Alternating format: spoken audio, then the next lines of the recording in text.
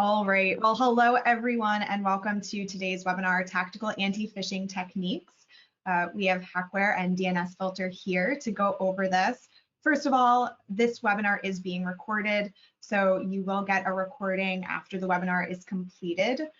We also have slides that you'll be able to take away with you for once we've gone through everything, and if you want to share some of these learnings. We will have a Q&A at the end. So throughout the presentation, if you have any questions, please open up the question section on the right-hand side, type in any questions that you have. We will get to those at the end. And I also want to thank everyone who submitted a question to this webinar. This was the first time we did something like this. We allowed people to ask questions right in the form, and your questions really helped inform some of what we're going to touch on today. So thanks to everyone who filled that out and participated. So on to introductions. I will pass it over to Tiffany Ricks from HacWare to introduce herself first. Thank you so much, Serena and DNSFilter, for having me. I'm Tiffany Ricks, the founder and CEO at HacWare. And HacWare helps lean IT teams combat phishing attacks with AI-driven security training. Prior to HacWare, I worked in cybersecurity for over 15 years, built enterprise technology for the United States Department of Defense, the Air Force, and worked as an ethical hacker where I was leading red team operations for small companies all the way up to Fortune 500 companies. So I spend my time now focusing on phishing intelligence and security training, and I'm super excited to be here. So thanks for having me. Of course. I'll go ahead and introduce myself. My name is Matt White. I am the Director of Inside Sales at DNSFilter. So I've actually been here almost on 2 years now, and I run the DNSFilter sales team, which means I get to work with everyone from our managed service provider partners to our large enterprises and training them on how to use the DNSFilter product. And it's been really cool to see our company's growth as we've gone from, I think I was the 12th employee up to over 55, 60, and see how much the product's developed. So very happy to be here today and give you guys a quick walkthrough on how to use DNSFilter. Awesome, thanks, Matt. And my name is Serena Raymond. I'm the content marketing manager at DNSFilter. I think I was employee 19 or something, I'm not sure. But I've been working for cybersecurity companies since 2016. I have a background in marketing for cybersecurity companies, and one of the things that I do daily at DNSFilter is I work with some of our internal cybersecurity experts to look into, the threats on our network, put a magnifying glass to them, and look for really interesting finds, and I get to share them with all of you. So that's what this webinar is about, and I'm really excited to get started. So a brief overview of what today's webinar is going to look like. We're going to, first of all, talk about the phishing landscape, and then Tiffany and I will go into actual threats that we have found. And then Tiffany will show us inside HacWare, go through a demo. Matt will take us through DNSFilter, and then we will end with a Q&A and some final thoughts. So again, I definitely encourage you to put your questions in that section so we can get to those at the end. So before we look at real world examples of phishing schemes, I want to set the stage and explore why phishing is something that we're talking about. In 2020, phishing attacks were the most common type of cybercrime according to the FBI, and attacks doubled between 2019 and 2020. And interestingly, 43% of all data breaches involved phishing in some way. And it's not always the case of a phishing attack as someone tricking another person to enter a password, hand over credentials. That's obviously a lot of it. But in many cases, malware and ransomware start with a phishing attack. And the costs, this obviously costs companies a lot of money. Cybercrime in 2020 hit an all-time high with $4.2 billion in losses. Again, according to the FBI, that was an increase in over $1 billion from the year before. And so far, 2020 has really seemed like the year of ransomware. So these attacks are not slowing down. And obviously, we've seen really large companies get hit with cyber attacks. But there's no industry that is safe from being the target of a cyber attack when it comes down to it. It impacts different companies in different ways depending on size. Smaller companies that get hit, they are very likely to go out of business within 6 months. Whereas larger companies, they suffer damage to their reputation, they're fined for compliance reasons, or they're the ones spending billions of dollars really to uncover the root cause of how these attacks even happened in the first place, what went wrong. And these phishing threats are, for the most part, spread through email, 96% of the time. And the phishing emails rely on registered domains. And that's what we're here to talk about and dive into. So now that we've discussed the stakes, let's get into what these threats really look like. If you're an MSP, you're going to want to pass along this information to your customers. If you work as a sysadmin, network administrator at a company, you'll be able to take these tips to coworkers, your managers, anyone who needs them to help them be more aware of what they're clicking on. So with that, I will pass it over to Tiffany to get us started with email.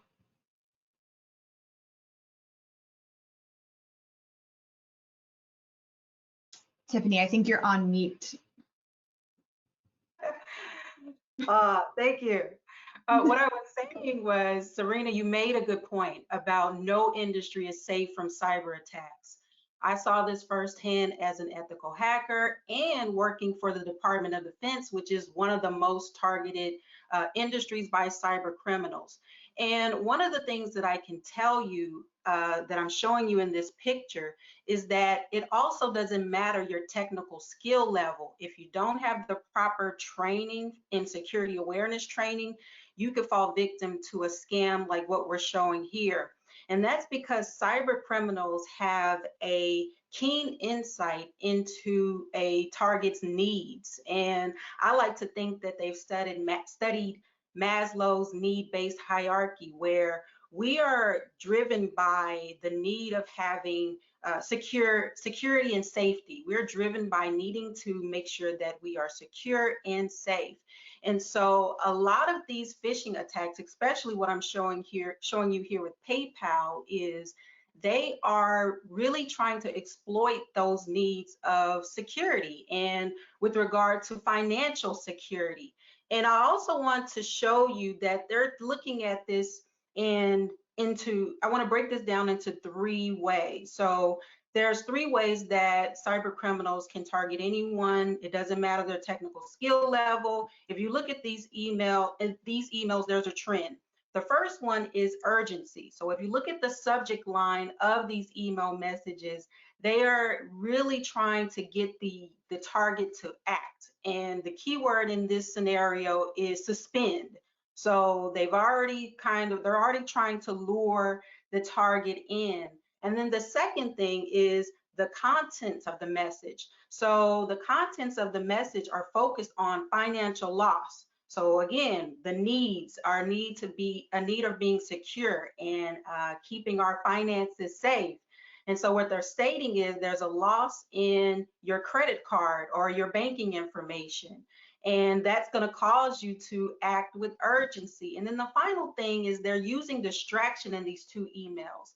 And they're doing that with a time-sensitive phrase in the email. And so if you look closely into these emails, it'll say that you will lose access to your PayPal account in X number of days if you don't verify this activity, or you may lose access to your credit card information if you don't go into this account, click on these buttons, and within X number of time, and you could lose access to the to this account. So this will cause targets to avoid looking at the common things that they should when they're evaluating an email, looking at the domain, verifying that the domain matches the brand, and hovering over links before you click on them. These 3 tactics are why many fall victim to phishing scams. And we're going to talk a little bit more about the psychology and more details about phishing tactics and trends, but this is one that is being used worldwide over and over. It doesn't matter the brand, but I wanted to show you how they're doing it with PayPal. And so, Serena, I want you to tell me a little bit more about phishing trends with regard to web domains. Of course. So I also have a few PayPal threats. Obviously, these are domains to show you. And just like Tiffany said, the urgency continues. As soon as they get you from the email, they're going to keep that continuing once they get you on the page. And one of the ways that this particular threat, the one on the left, I have two here that I'll talk about. One of the ways that it does this is that it leans into the fact that you want to be secure. So the term security is used throughout the page. It's saying buyer protection. So all of these things, it wants you to start the process and authorize your account. So instead of just sending you to a form fill, which many phishing attacks do, this one is very concerned with convincing you that this is a safe action you're about to take. It uses, familiar logos, familiar, the little icons to lure you into this false sense of security. And another thing that's interesting, a lot of phishing domains will actually do is you'll see there is a privacy link, a legal link, a security help and contact. They'll actually point you to the real PayPal. So if you hover over that link and go to it, you might wind up on a real PayPal page because they want you to believe this is really PayPal. So you're going to go ahead and click this validation and enter all of your credentials. So it's an interesting trick that they do. And a lot of these types of threats, and PayPal in particular, and any banking threats, we see these all the time. A lot of these are kits that people will buy and they'll reuse them again and again. And this is where you get into the fact that there are 18,000 phishing domains registered daily because they're registering all of these domains that are similar in name. They might use PayPal, they might use secure terminology, and then they'll mass deploy sites like this. And the one on the right I want to show you because I think it's a really interesting snapshot of a threat that is in the progress of being made. So you'll notice at the top, everything says PayPal, pay by PayPal. There's navigation that links to Bitcoin, Amazon, debit cards, all of these different things, Western Union.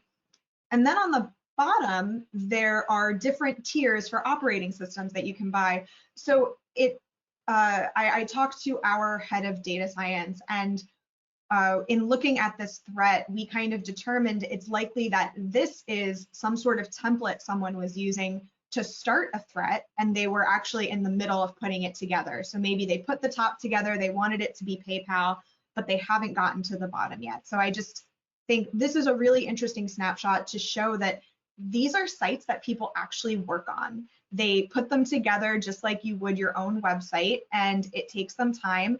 And sometimes we're able to catch them in stages where they're not quite finished. And obviously it looks from far away, it looks like, probably a legitimate PayPal site. When you get a little closer and you start to look, you can see things they're not quite adding up. So with that, Tiffany, can you tell us a little bit more about email impersonation?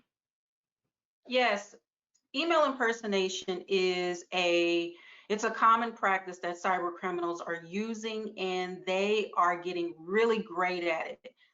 I want to show you here a Microsoft email impersonation. And Microsoft is a huge brand. They are a $2 trillion business. They have 1.2 billion users worldwide.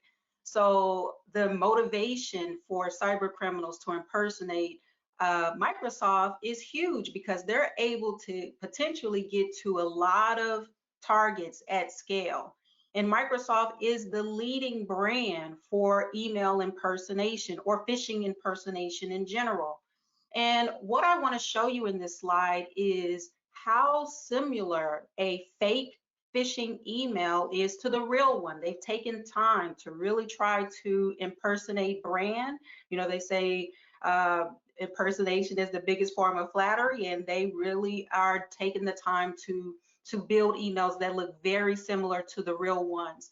But I want to show you some things that you could look out for, even when the brand impersonation looks almost identical. There's a couple things. You want to take a pause, look at the from email address. Make sure that that from email address, the domain, matches the brand. So if you look closer to the fake email, you'll see that the email domain is surveysitemail.com when it should be Microsoft.com. And then the content. So this is with any email. Really take the time to read the content and then ask yourself, is this something this brand would normally ask me to do? So on the fake side, they have the tried and true phishing method of account verification.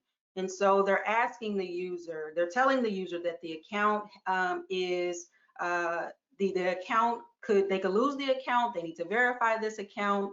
Again, the urgency, trying to get the user to click on the button to verify their account, put in their credentials and onto a spoof site, and now they've stolen that information. And then the third and final thing is get in the habit of hovering over and inspecting links. So in your email, hover over the links, and even over images, inspect those images and make sure that it matches the brand.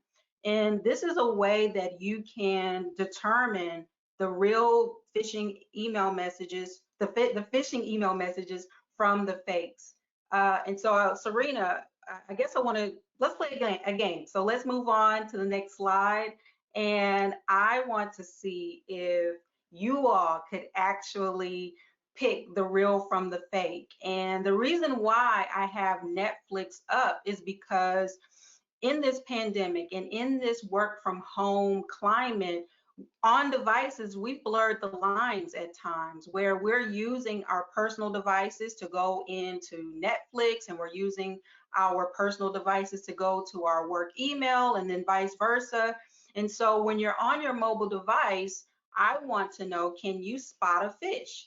And I want you to look at these three choices and determine, let me know if you can determine which one is which. A is a email address and a email from Netflix asking you that there's a new device and they want you to verify that device. B is it's about a new statement.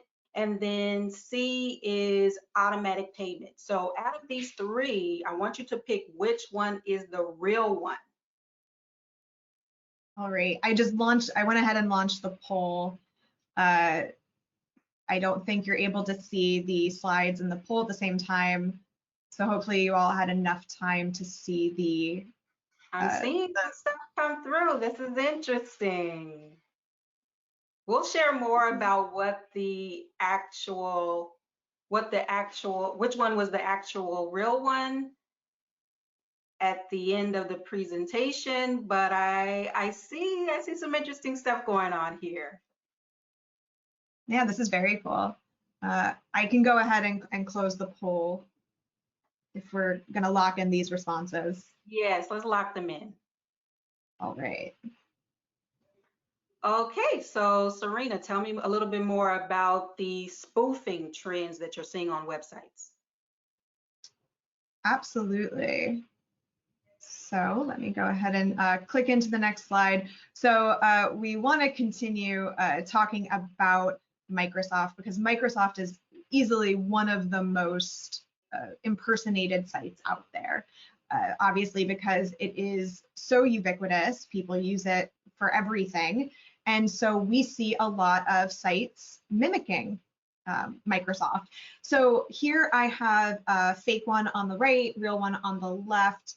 And this is a really, really well done, thought through phishing domain. You know, they put in a lot of effort to make it look like it's a real Microsoft site. And this is also an interesting domain because it uses typo squatting in the URL. So it is using a Microsoft term technology. It's specifically link, so Microsoft link. That term is used in the URL of this thread. And it does that to, again, lure you into this false sense of security, make you think maybe this is the website for link. That's a really common thing that a lot of places will do. If you mistype Amazon, you might wind up on a threat. That's why a lot of companies will actually register typos as their site to prevent people from profiting off of their name and thinking, oh, I've landed on a legitimate site, but it's not actually Microsoft. It's this other company that's pretending to be Microsoft and is going to try to get you to give them money and run away with it. So that's the case here. This is typo squatting. And I think some interesting things on this particular page, if you look closely, again, there's always something that you can look at once you know which one's the threat and which one's real, as to this might be a clue. So in the fake one, in the upper right navigation, there's actually no sign-in because they don't want to point you to the real Microsoft site. They've put so much effort into this. They want you to stay right here, unlike something where the PayPal page was really pared down, very simple, and they just wanted you to click, get to the next page. This one has a different MO. So we see that here in the changes and the differences between the two. So this is a really interesting one, and it really shows just how much effort they go through to make these sites look so similar. So I also want to have a little fun with polls.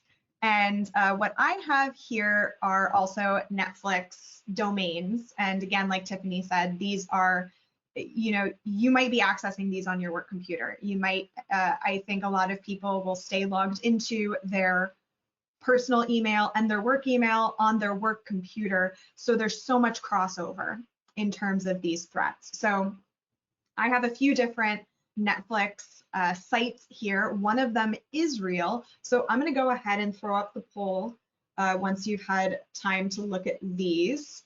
So you can see 1 and 2 are very similar, and then the third one is a CAPTCHA. So I will launch that now.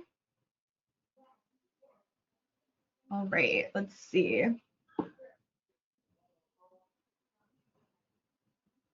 All right, this is really interesting, and I guess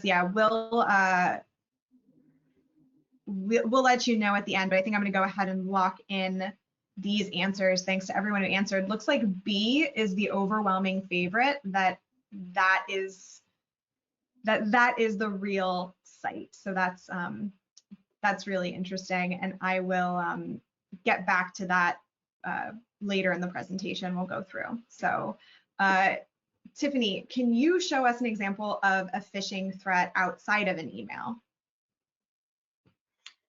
Yes, as I stated before, or we stated before, phishing through email is the leading way that phishing attacks happen, actually 96%.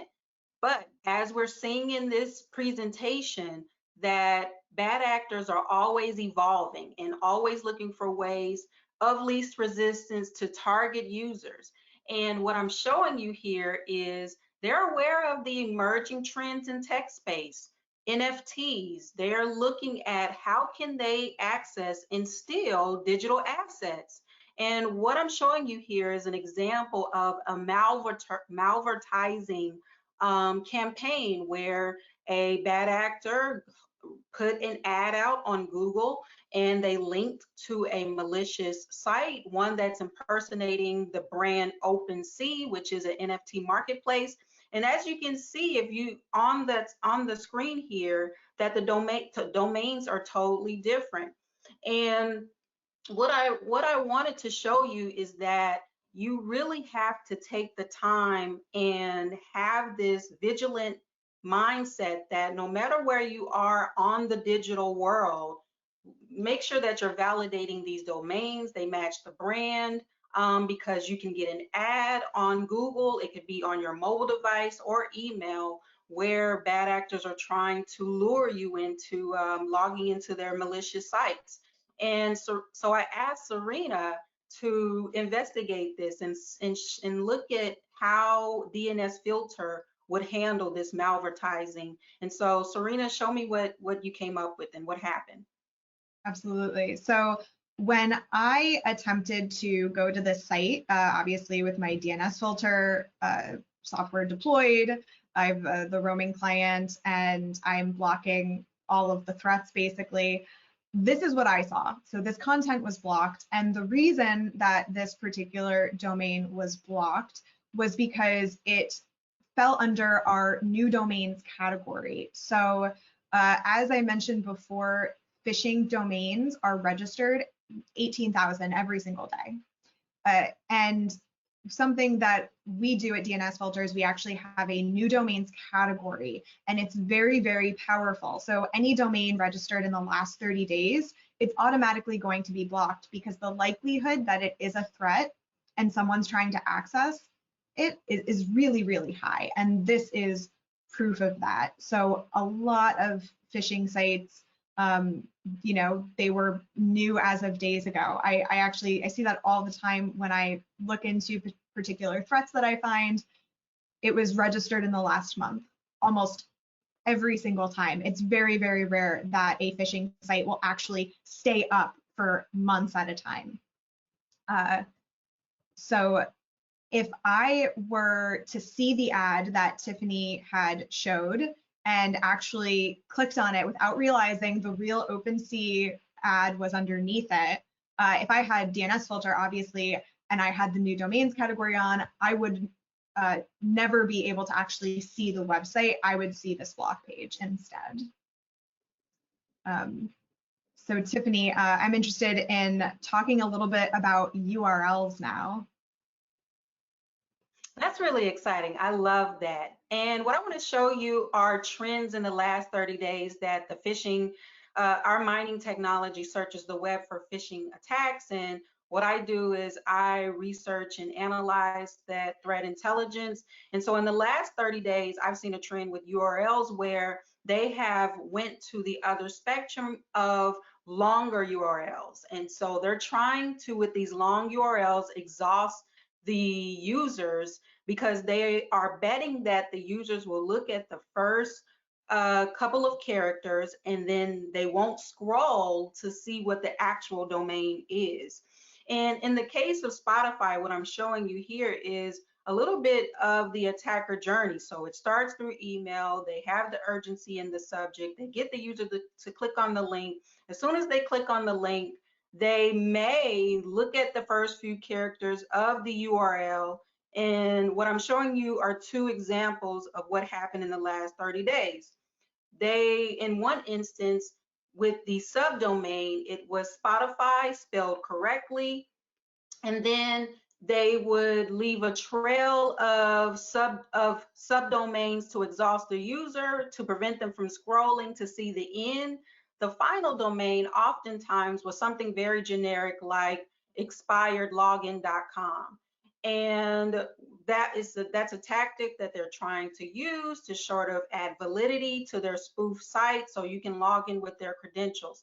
The other scam that we saw with regard to Spotify and URLs is Spotify is a music site. And so they are using the artist as a part of their URLs and as a way to sort of add validity to their brand, but they're long URLs. So they'll start out with authenticate, then the artist name, and then more information in the subdomain, and then get to the actual domain, which isn't a part of the Spotify brand at all.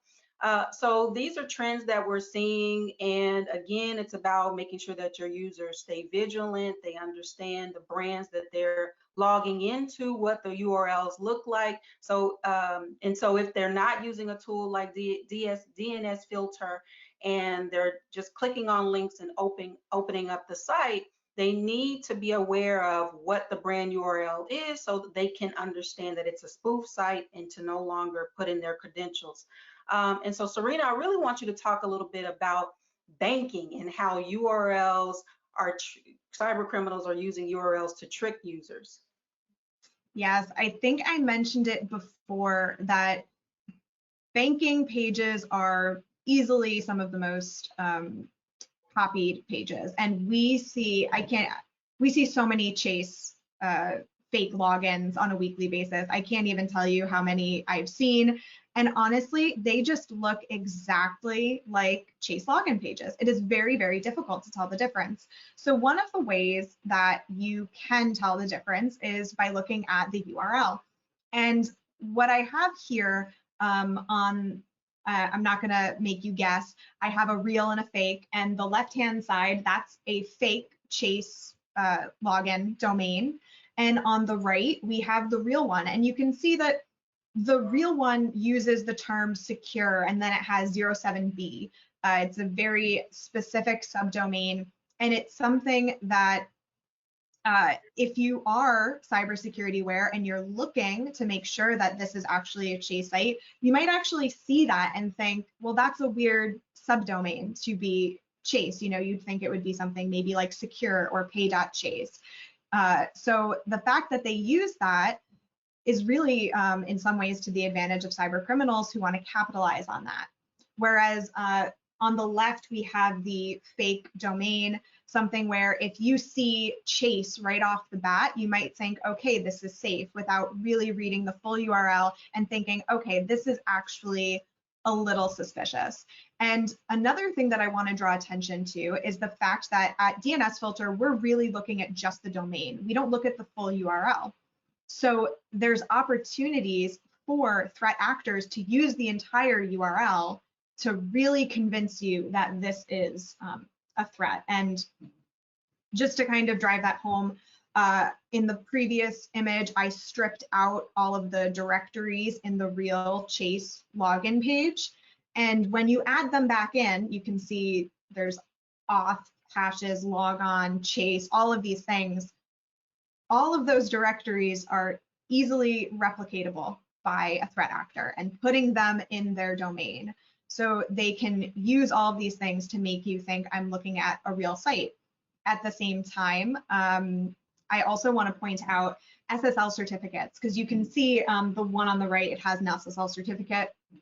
The one on the left easily could too.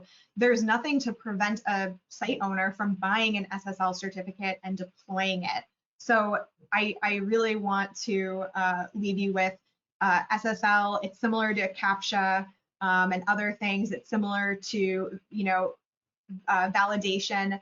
It doesn't necessarily mean that it's safer, but it's a tactic that they can use to make you think you're taking an action or you're going somewhere that is safe. So I really wanted to show the differences here so you can see what a real URL looks like and how easy it is for threat actors to mimic them and make people think I am on a real Chase website. All right, so Tiffany, with that, I'm going to pass it over to you to take us through HacWare. Absolutely. I can let you take over screen sharing too, if you'd like. Okay, I will do that.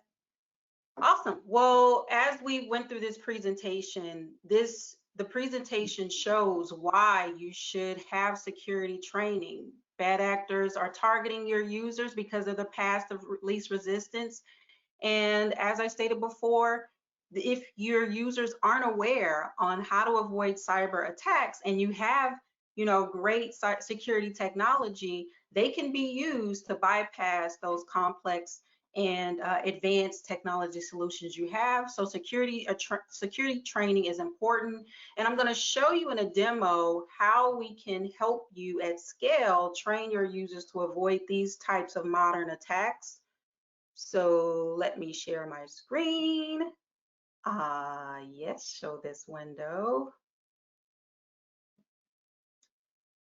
So for all of our MSPs that are watching, this is your dashboard. You would be able to see all of your users in one place.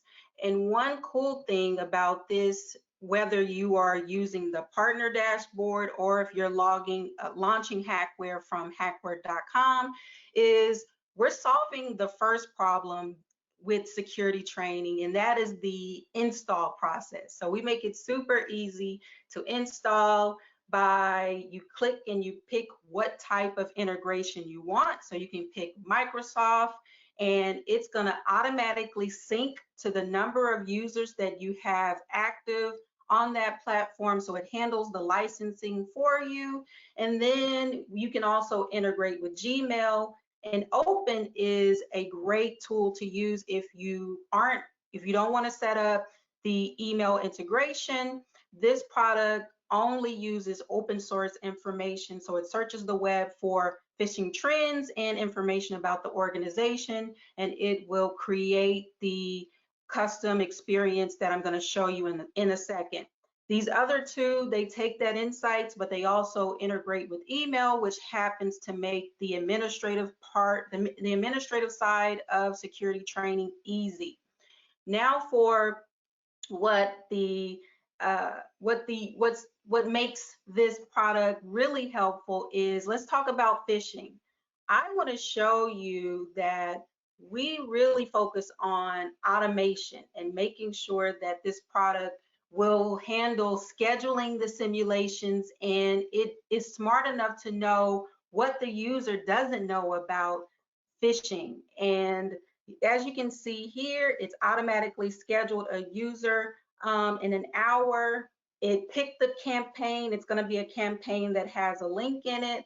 And what's exciting is it gamifies it. So it projects that this user may pass, but it may show in an instant where this user has been given this simulation before, and it'll show that they failed.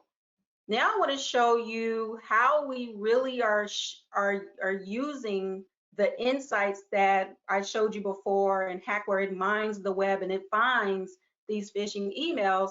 I want to show you a Netflix scam and how our product will test users on that. So here you can see our product. It is impersonating one of the leading phishing attacks. And I had you all guess earlier, I had you all pick 3 types of Netflix emails for you to pick which one was the real one. We are continuously training your users on those trends. And what I want to show you here is we show the administrator what the real fish looks like. And this is an actual phishing email that the product found. The subject lines are the same. Our product also spoofs domains. And so it looks like it could be from a Netflix email account, but it's not.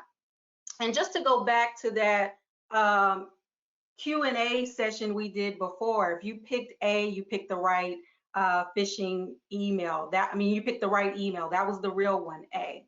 And then I also want to show you really quickly what some of the other scams look like. So here's one where it's impersonating QuickBooks. So there's a delay in payroll. And oftentimes, again, we talk about those needs and making sure that you're not experiencing any loss and you're going to get paid on time.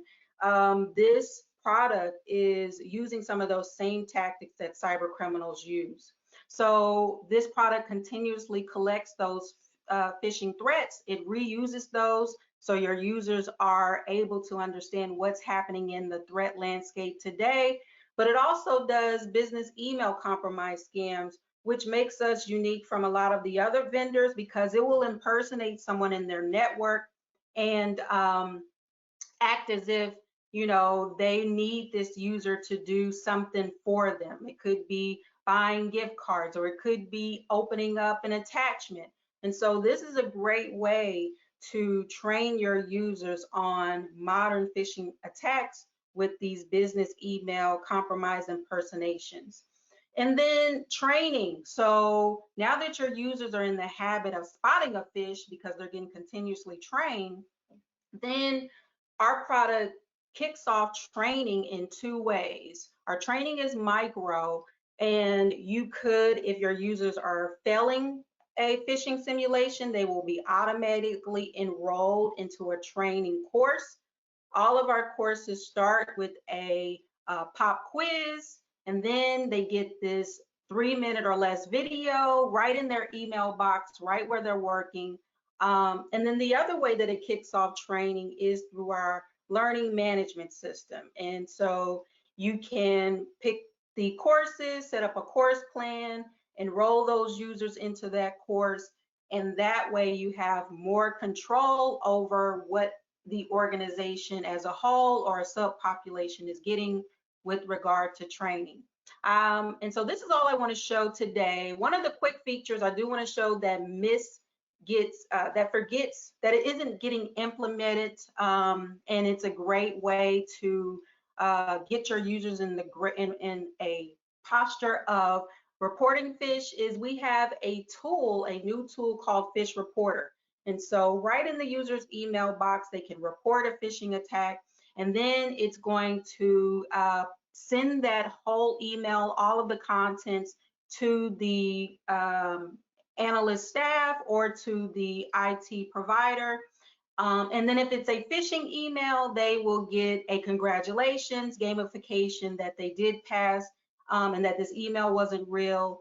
But this is sort of what the training looks like if you are viewing it from your email. I would be happy if you want to see more of HacWare.com and how it can power your security training needs in minutes. You can reach out to me at Tiffany@HacWare.com, and we'll be happy to set up a demo to discuss more. But I'm going to hand it over to Matt, where he can share more about how to protect organizations from phishing through DNSFilter. So I'm going to stop showing my screen. Awesome. Thank you very much, Tiffany. Appreciate it. Let me change presenter over to myself and then show my screen. There we go. All right. Can you see my screen, you guys? Does that look right to you? Yep, looks right. All right, awesome. So a couple things I want to point out. I'm going to do a pretty abridged version of our normal demo. So if you're not a DNSFilter customer already, we're going to drop a link into booking a full demo where we can learn a little bit more about your infrastructure and really dive deep on the product. But the first thing you're going to notice is the version that I have pulled up today is actually a white labeled version of the product. So we're not actually Gotham IT experts, but we thought it might be fun to do a Batman themed white label version here. So if you are a managed service provider, we can completely make this look like it's your own product and stay behind the scenes. If you're looking at this more for your business, it's going to be a little bit different. But the first thing you'll see right here is we do have a full multi-tenancy dashboard. So what that means is you'll be able to keep all your different customers separate. Currently, I'm logged into Wayne Enterprises, which is the version that has my own roaming clients and deployments on here. So the first thing that I always like to do when I get started before I actually deploy either on my network or deploy an agent to my device is create a new policy. So let's go ahead and do that. And I think with this policy, we're just going to want to do a block threats policy. I'm going to go through here. I'm going to create a new policy, like block threats. And the first thing you're going to see is you have different categories. We have some customers that really do like to do a lot of category blocking. Even if you are mainly using us as a threat prevention tool, I would say, though, there is some reasons where maybe you want to block P2P and illegal just to make sure your company's not getting hit with DMCA notices, or for liability reasons, you might want to block adult content or something like gambling. But in general, people are going to go into the threats tab. We have the ability to block, to enforce safe search as well at the browser and force YouTube restricted mode. Really, I would say our bread and butter is really going to be more on this threat panel. And so since the entire webinar is about phishing, I think this is pretty obvious one we're going to want to click, but also you're going to want to do things like botnets, crypto mining, and malware. And this is really cool because a lot of times if you download a piece of crypto software or a botnet, what's going to happen is that application is going to try to phone home using the DNS layer. And while that software might get onto your actual endpoint, we're going to be able to block it from actually communicating with its root servers and effectively stopping that malware. One of the things that we did bring up too is I always highly recommend blocking new domains. You will see some false positives because occasionally, a legitimate website is going to be launched within 30 days, but I would say the vast majority of those domains have been aged out for a while, whereas, bad actors are constantly creating new phishing sites as they get picked up by threat feeds. So you're going to see a lot of, phishing sites that maybe haven't gone through our AI yet, maybe they haven't hit a threat feed, and you're still going to be able to stop them by blocking new domains. So we'd click that, and we'll probably click proxy and filtering avoidance as well. You also have this translation sites, and that's mainly because in certain cases you might have employees that are using specific translation sites as a way to basically be a proxy and get through to block sites. You have your standard allow list, your standard block list. One of the things I think is pretty cool here with the block list is we can do top level domain blocking as well. So for example, if you just wanted to block all Russian sites, you would type RU right there and add it, and then that's going to block any .ru. Another tip I picked up here is if you guys follow the website like Spam House, there's a lot of cheaper domains. So things like .ninja, which contrary to popular belief, there's not a ton of .ninja websites out there, but there may be a domain where you can pay for $1 per month to use them. So you can go through there, find top levels that have a high probability of being malware or phishing sites and add those directly as well. So I'll go ahead and do that. I'm sorry for any customers that actually do have a .ninja website. So pretty much there you go. You have your basic policy set up. Now, if you come back into policy, the only other thing you probably want to do before starting is create your own block page. But I'll show you pretty simply. The only thing that you might notice differently from the one that Serena showed earlier is adding in your own notice email right there. So you'd put your own logo, and the nice thing is when you have the notice email, if you do have an end user that ends up hitting a block page and it actually is a false positive, they'll be able to click a button. It'll alert the network admin, hey, this actually shouldn't be blocked, and then you'll be able to go through and click a button to add it directly to your allow list as well. So that's pretty much all you really need to do to start to get set up. But once you have those two things created, you're going to create your deployment. So there's two different ways to deploy DNSFilter. Well, there's really three, but the two main ones are going to be network level or agent based. And so network level, what that really means is you just want to point all your network traffic over to us. So in this case, what you're going to do is you're going to come through here, you're going to create a new site, give it a name, give it an address, and then what you're going to do is you're going to put your static IP right here. And then by adding your static IP, that's going to tell us who's the one that's actually sending DNS requests to us. If it's a smaller site and you don't actually have a static IP, we also support host name services. So that's going to be things like DynDNS or noip.com that'll update the actual dynamic IP as it changes. So you go through there, you put in your static IP, make sure you click the correct policy, make sure you click the correct block page. As soon as you do that, and you're just going to go into either your domain controller or you're going to go into your firewall, and then you're going to change your DNS forwarders to go over to our IP addresses, and now your entire network's going to have protection from threats. The other most common way to deploy us is going to be with what we call roaming clients, or you might think of them as agents. And it's pretty simple. To give you an example, if you're running an RMM tool, we give you just a real lightweight MSI file for Windows. And what you're going to do is you're going to drop down to that site you just created. And then this is going to give you your secret key.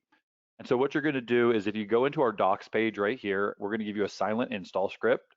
And you're just going to run a batch script in your RMM. And you'll be able to push out all of these roaming clients at once. And the only thing you'll need to do is just replace the area for your secret key. So that way, once those roaming clients get deployed, it'll know automatically which policy to associate with it and which block page to associate with it. And so you can see right here, I have a few different roaming clients installed. And then what you're able to do is maybe you put a default, blocking page, a default policy, but potentially, let's say you rolled out 100 roaming clients and you have a problem user that you need to block, more categories, or potentially you have the CEO on there and he doesn't want any category blocking, then you can go through and make a separate policy for him and then adjust it as well. So that's really all there is to it. It's one of my favorite features about DNSFilter is it's a really lightweight program. And I think even before I started at the company, the first time I actually wanted to get it set up, I got it working in 5 minutes without really reading any documentation, which probably isn't the best idea. But it's really a product that you should be able just to push out and not really think about, except for when you're going through your reporting and you're seeing what we're actually blocking. So let me do that. Let me go through and then pull up some reporting features and show you how this would work. So the first thing I want to do is it's going to default to yesterday, but you can actually change, how long you want to look at. So for the sake of this presentation, I'm just going to load up what's going on in the last 24 hours. And so if you come here, you can see exactly what's going on in the full site. You can see a map of, requests over time. And then this little red line, those are going to be some blips where we've been looking at some more threats. So, and if you come down here, you can actually start to break them down by category, by domain, and then by user. And so since I'm really the only active person on this site, you're going to see DNS Matt right here. So let's go over to threats. And it looks like I've clicked on 18 different threats today, which contrary to popular belief, I'm not actually clicking on threats. I was just sort of feeding this for our demo. But I did click on some threats so we'd get some data here. But one thing I wanted to point out I thought was pretty interesting is you see all these different ones that got blocked this morning. You have some that are just listing as phishing and deception, and then you have others that are listing as phishing and deception, but they're also a new domain as well. So in some cases, you're going to see that all these phishing and deception sites are actually new domains. So it's just another way that you're going to keep yourself safe, even if our AI, even if our external threat feeds that we feed in here haven't actually picked it up as a threat yet. Again, you might get a couple false positives from it, but it's a pretty simple option just to go through and add it to your allow list once that happens. Outside of that, we have a bunch of other tools. I'd love to do a deep dive with you as far as how to specifically look up domains, other different deployment methods, and really go down our reporting system. But I wanted to keep this fairly brief, and it looks like we still have about 10 minutes for questions. So I'll go ahead and end this here. But if you have questions specifically about either application you want us to show you, feel free to go ahead and type them in the chat, and we'll get to them. And I will let Serena take hold, and maybe we should go over those two polls. I think we mentioned one of them, but let's go through and show them. Definitely. I want to show the polls again real quick. Thank you, Matt. And I also want to share, if you are paying attention to our chat section, we've dropped a few links both for DNSFilter and HacWare where you can get free trials, book demos, and just learn a little bit more. So let me make sure I'm sharing the right window. I'll go through this briefly. The real site here is B. I tried to throw you off with a right of center Netflix Netflix login page. And the one thing I want to point out here is, again, that right-hand threat using the CAPTCHA to lure you into a false sense of security.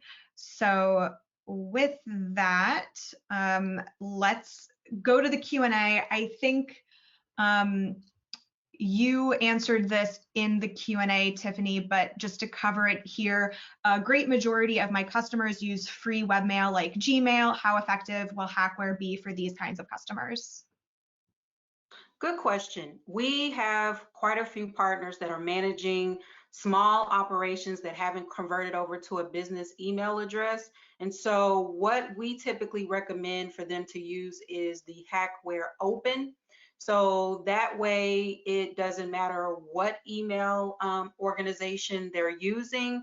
The only thing about that, it takes the install process from a 3-step process to a 4-step process. So you would have to put those users in a CSV file, import them into the platform, and then whitelist the HacWare domains, and then they're off and running. The product's mining, it's trying to figure out the best course of action for phishing and training, and a lot of our partners choose that to manage those free email accounts. Okay, great. And we have a, sorry, Matt. Yeah, I was gonna say, I noticed a few questions from Michael that I could probably tackle here for you.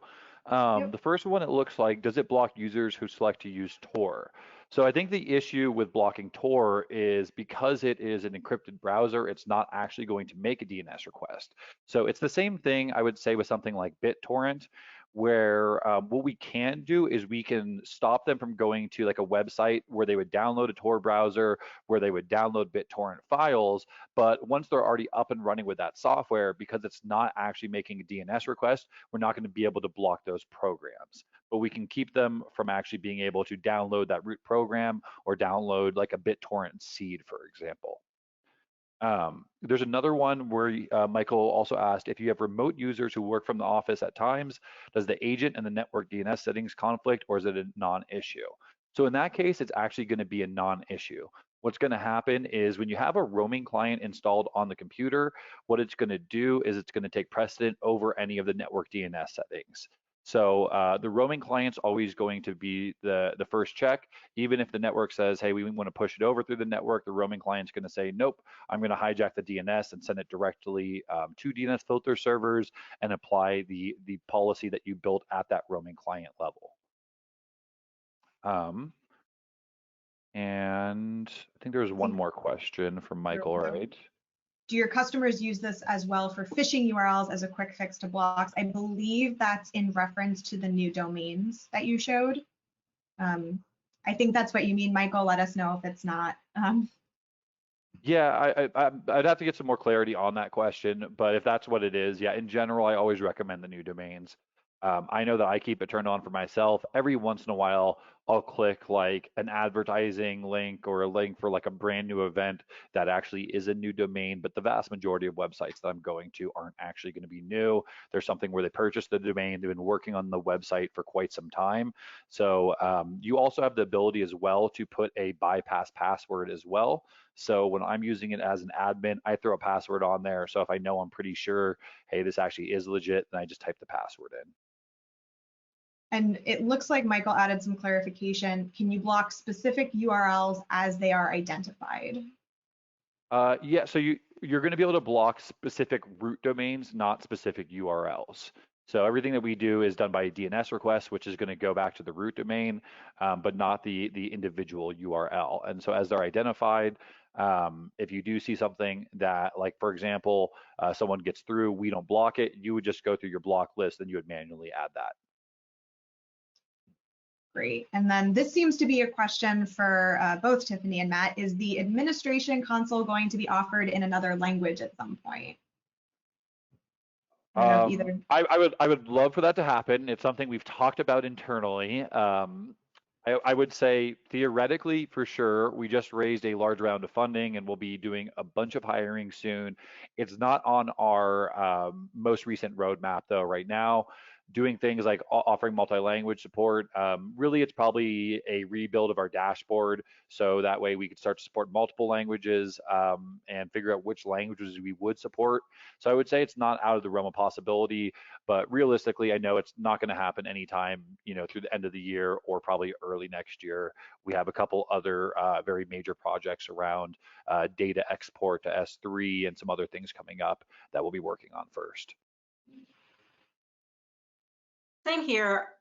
It's been something that we've talked about, and on the administrative side, I see that being later in our roadmap. The thing that we're focused on with regard to language, and I'm glad you asked, is we're thinking about the end user and how we can support multiple languages. And so with the videos, we've given the user to upload captions and support different language through captions in the videos.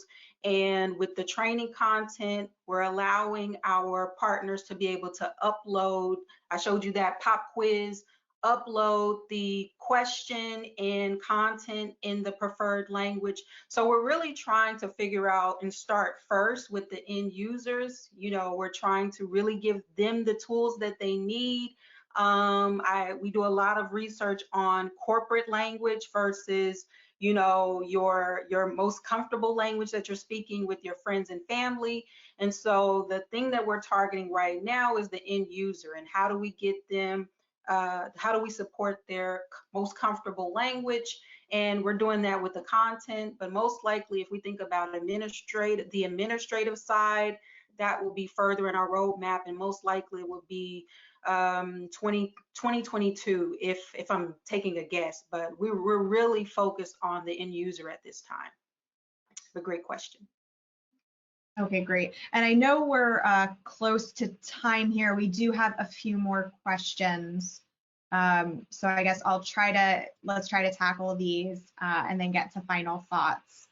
So question for you, Tiffany, can we add our self-created email templates to HacWare?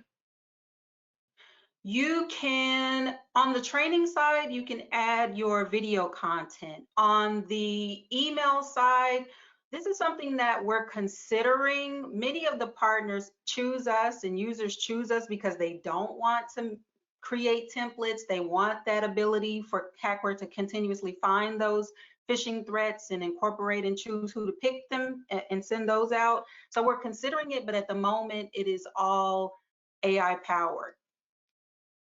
Okay, great. And a question for Matt from Matt. Can you quickly explain why you would want to block translation sites? Yeah, this is an easy one. There are certain translation sites out there that would basically be used similar to like a proxy. So what that means is you would say like, all right, I want to translate this site from English into Spanish. You would type in a site that traditionally would be blocked. So let's say we were blocking social media, and then what it'll do is it'll actually load that entire site in through that translation site. So it's just basically a way to circumvent DNS filtering. I don't see it a ton.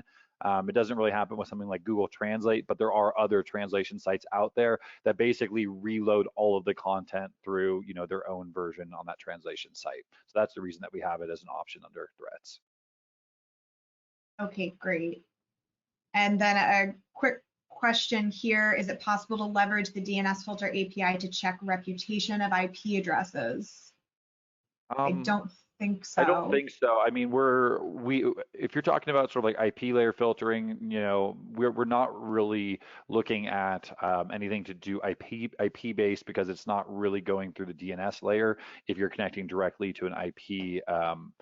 But yeah, I mean, if you want to email us and talk to us a little bit more about what you're thinking, I'm happy to share your thoughts to our product team as well and see if that's something that would make sense in future release. Okay. And one more question for Tiffany about someone with a Office 365 via GoDaddy account. They don't want to move off of it. Will HacWare work with that version of 365? And that actually is similar to Roger kind of added more clarity, was also interested in the HacWare Open, if that, are there any features that are unusable? So those kind of go together to me. So with the Microsoft Office 365, if they have version 16 or later, Microsoft will work. It can work with the web version, mobile, it doesn't matter the platform, as long as it is a Microsoft product version 16 or later, it will work. And our product connects in and integrates with the Microsoft API. And so what I'm referring to with version 16 is the Phish Reporter. So if you decide to use the Phish Reporter tool, then you will need 16 or later. But if you're using just any Microsoft product, our product connects in with their API, which gives you more flexibility on how you can use it. And then to the last point with regard to what features would be unavailable, the reporter tool. So if you're using the open product, our reporter tool doesn't work with that platform. And then I believe again, just the easy deployment would be something that isn't working, but majority of the other features work as regard to phishing and training. Okay, great. And it looks like we have one final question from Colin. I'm not sure who this question is for, honestly. How can we stop spam donations? A few times a year, we have credit card testing for multiple $1 or $5 donations, and it's frustrating. Our secure donation site is a local company and is being handled, but tough to keep on top of. So that sounds like issues where you're experiencing spam on a legitimate site. Yeah, I'm not sure if that one's for us or for Tiffany. I haven't really dealt with that. I mean, it doesn't really seem like something that we'd be doing, because we're more concerned about any type of threat that's being loaded at the DNS layer rather. So if it's something that someone's spamming donations, that seems like something that would be more about whichever provider you have doing your payment processing to limit that. So I don't know if it is. If I'm reading this question incorrectly, send me an email at sales@dnsfilter.com and we can dive into a little bit more. The only thought that I have is it just kind of, if I'm thinking about this the way that I hear it, it is the request. So you're getting requests for donations and users are falling for it. If that's the case, you would need to continuously train your users on how to identify real donation sites from fake donation sites. And then again, with regard, if it is an actual site and there's some sort of unauthorized transaction going on, our product wouldn't handle that, but you would want to make sure that you reach out to the company. Sorry, I don't have a better answer, but I think training, if it's a fake site, training would train your users on how to avoid the 50 gift card scam and how to avoid the scam to support the first line workers during the COVID pandemic. And so those are scams that I see that continuously training helps your users to avoid those. Okay, Yeah. great. I got some clarification. Yeah, Colin, I don't think either product is necessarily, it seems like they're using stolen credit cards through his donation system. So that seems like more like some type of payment processing plugin that you might have to, add another layer of security when they go through the payment processing system. So I'm not sure who you guys use there, but there could potentially be another vendor that maybe has tougher security and requires things like an address and other stuff to make sure that cards that have just been skimmed with, the actual PIN number and of the card wouldn't work, but that's gonna be a little different. As far as Roger's question, he asked again about the translation threat blocker. Yeah, I mean, the reason that I don't turn it on is because I don't see people doing it all that often. So in general, what I would probably do is I would just monitor my reporting system. And if I noticed that people were using a lot of translation sites, which would show up in the report, I would visit that site and see, is it just someone that's going to Google Translate because they're, like clicking on websites that they actually need to use Translate, or potentially is it an employee that's going to the type of translation site that actually lets them load it in another website and then add it. But yeah, as a default setting, that's the only one I probably don't recommend starting with under our threats tab. I think all of the other ones are going to be, in general, the right use case for most of our users. And one last clarification too, though, is although we don't have other language support within our dashboard, I do want to clarify that we have language support for our actual phishing sites and the threats that we block. So we only have an English dashboard, but our service is still going to be effective in pretty much every major language at identifying phishing sites and threats. Absolutely. Yeah, that's a great clarification. Thank you both, Matt and Tiffany, for answering all those questions. It looks like we hit all of them. So I just want to close things out with some final thoughts. And one of the questions we got during registration for the webinar was best advice to employees. So Tiffany, I'll let you give your feedback on what's the best advice for employees.